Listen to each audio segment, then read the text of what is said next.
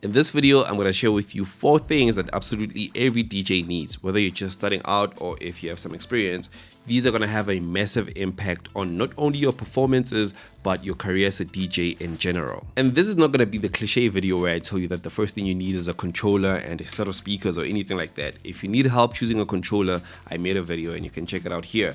This is a lot more serious than that. And the first thing that you need is a tech writer. So this is something that I've spoken about in a lot of my videos previously, but in case you missed it, a tech writer is a document that has a list of equipment that you need to perform. This applies to singers, rappers, DJs, etc. So let's say Kendrick Lamar is performing in your town, for instance. His team is going to give the venue his tech writer with all the microphones and all the speakers that he needs to perform, and if they don't have it, then he doesn't perform. In the context of DJs, this would be a list of CDJs and mixers that you need to perform, or if you need speakers in the booth with you, or if you don't, I don't see why you wouldn't, but if that's your deal, then cool. But we all know that Pioneer DJ is like the club standard. If you go to any club in the world or any event, you'll find Pioneer DJ equipment there. But there's a famous DJ, his name is Laidback Luke, and there was a time where he used to play on Denon DJ equipment only. And the reason for that is his tech writer. It's not because he picked it up from his house and took it to every venue that he performs at. It's his tech writer. Now, the reason why you need a tech writer as a beginner is not because they're gonna honor it and give you everything that you want, but essentially with DJing equipment, they all look like they can do the same things with all the same features, but it's very different. And a lot of beginners are used to playing on their own controllers, and stepping into the club where they use CDJs, it's going to be very difficult if you did not prepare for a CDJ like that, or if you have not played on it before. To give you an example of how bad it can be, I'll tell you about my first ever gig. This was back in 2018. And I had a song that was kind of popular in my area, and I was booked to DJ in a club called Red Moon. It sounds like a strip club, but it's a normal club. At the time, I owned the DDJ SB3 by Pioneer DJ. So I practiced on that controller, and I was using Serato DJ at the time, and the set was perfect. I had a list of tracks, and it was just perfect. And then when I got to the venue, they had the old CDJ 350s. So those CDJs don't have a proper screen, they don't have cue points, it's just bare bones. You're just there to press play. And remember, I'm a beginner coming from a controller. I've never used a CDJ before, and as you can imagine, I bombed. And since I was using Serato DJ on the controller, that means that the tracks were not prepared through Rekordbox for the CDJ. So something as basic as the BPM readings was off. So it was the worst performance that I've had in ever, really. Now, if I had a tech writer, I would have given it to them, and they would tell me that, yo, what you listed here, we don't have. What we have is the 350s. And I would have taken some time to prepare for the 350s, which are very basic, by the way, like extremely basic.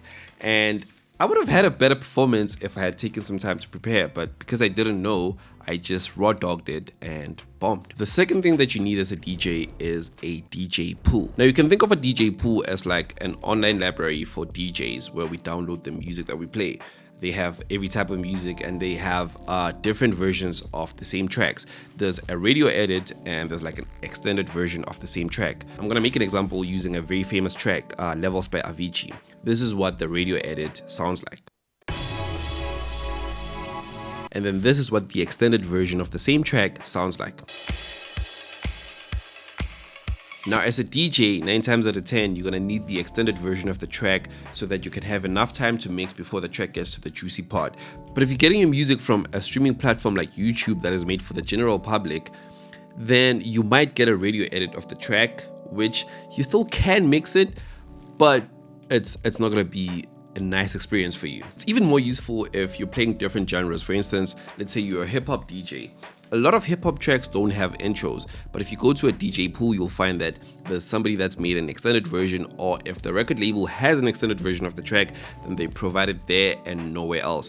For instance, let's say you want to play Not Like Us by Kendrick Lamar. This is what the original track sounds like when it's starting out. Psst, I see dead people. And then on the DJ pool that I use, they have this version. And there's a lot of DJ pools that you can choose from. Personally, I use DJ City, but you can choose whichever one is best for you. By the way, if you're new to this channel, my name is Tozi. I make videos about music production, DJing, and the tech involved. And if that's something that's interesting to you, please consider subscribing. Now, back to the video. The third thing that you need as a DJ is to learn a DAW. Now, a DAW is a software that is used for music production, but I'm not saying that you need to become a music producer. What I'm saying is you need to learn how to manipulate tracks outside of like on a pair of CDJs. It is very easy for your mixes to sound unique and advanced if you know how to manipulate tracks.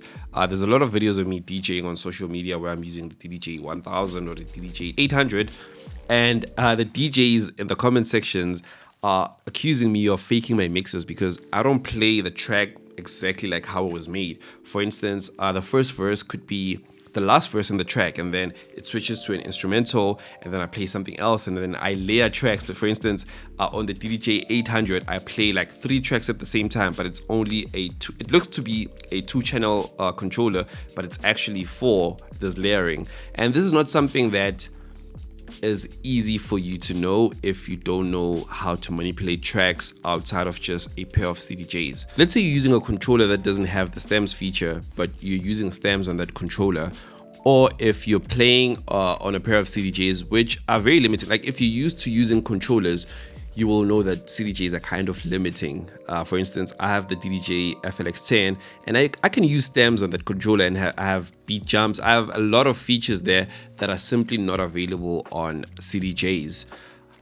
If you do something crazy like that on a pair of CDJs, it's very easy for you to stand out because a lot of DJs are not able to do that thing, but you're doing it.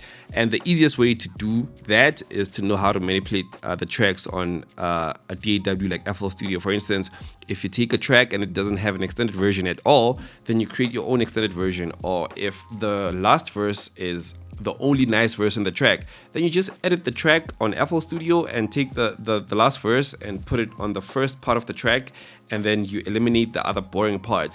There's a lot of things that you could do. Like I don't want to get too deep into it. And if you know how to use a DAW, it becomes much easier for you to stand out. Basically, learning how to use a DAW will give you an unfair advantage over DJs that don't, which are like the majority. And this will make you very, very, very unique. And this will forever be a good thing. So just learn how to use a DAW. And then the last thing that every DJ needs is to be adaptable. Again, this is something that I've spoken about a lot before, but essentially what it means to be adaptable is like moving with the times, and you're not just playing gigs and that's your only source of income. I mean, you can do that if you're already established, or if you have other sources of, like if you have a job and DJing is just a side gig, sure, then you can do that. But if you're doing it full time, then you're going to have to be adaptable. So to give you some context, I'm going to share my own experiences so that you have a broader view. So currently, I'm a full-time DJ, but I take like 1 or 2 gigs per month, if at all. There are months where I don't play a gig at all. But that's by choice. It's not because no one's booking me or anything like that. It's completely by choice. And the main reason for that is I avoid clubs. Like, you'll never find me DJing in the club. And that's for 2 reasons. First reason is because clubs have limited capacity and they cannot host like a lot of people. And that comes with its own limitations. That means that clubs can never afford to pay you a lot of money. I mean, they can pay you and you can be good, but it's never going to be a lot unless you're an established DJ and you're famous like that. And then reason number 2 is for safety. I know I sound lame, but essentially there's no club that's operating at like 4 p.m. They usually open at night. And hey man, if it's a Saturday and it's like 11 p.m. or like 12, I want to be at home playing a game or just chilling with my wife. I don't want to be outside risking my life for low pay. I don't want to do that. And I'm not sure if you guys knew, but the club DJ lifestyle is not as nice as it looks. I mean, when you think about it, it looks nice. Like, oh my God, I'm going to be partying. It's going to be nice. But when you go out to party, you go there because you want to, and you could leave at any point when you want to. But as a club DJ, you have to be there because you're getting paid to be there. And it's every night. Well, it's not every night, but it's very frequent. And you have horrible sleep patterns. It's not as nice as it looks. And for me, it was just too much. There was a time where I was DJing in clubs but now I don't do that because it's just not for me. And if I had not adapted, I I would have been stuck there. So now I just prefer to play at like corporate gigs and private parties, and those are not as frequent and they're much easier on me because they end at like 10 and they're a lot safer, and you're not surrounded by a lot of drunk people requesting songs. I mean, it happens every now and then, but it's not as hectic. And had I not adapted, I promise you I would have been starving, because I do not like to be outside at night on a Saturday. It's just not my thing. I have made a video where I'm breaking down my 5 income streams as an introvert DJ, and I'm gonna have it linked down below. But of course, before you can diversify your income streams, you need to learn how to DJ. And if you need help getting started, then I've put together this video here that can help you. Thank you for watching, and I'll catch you in the next one. Peace.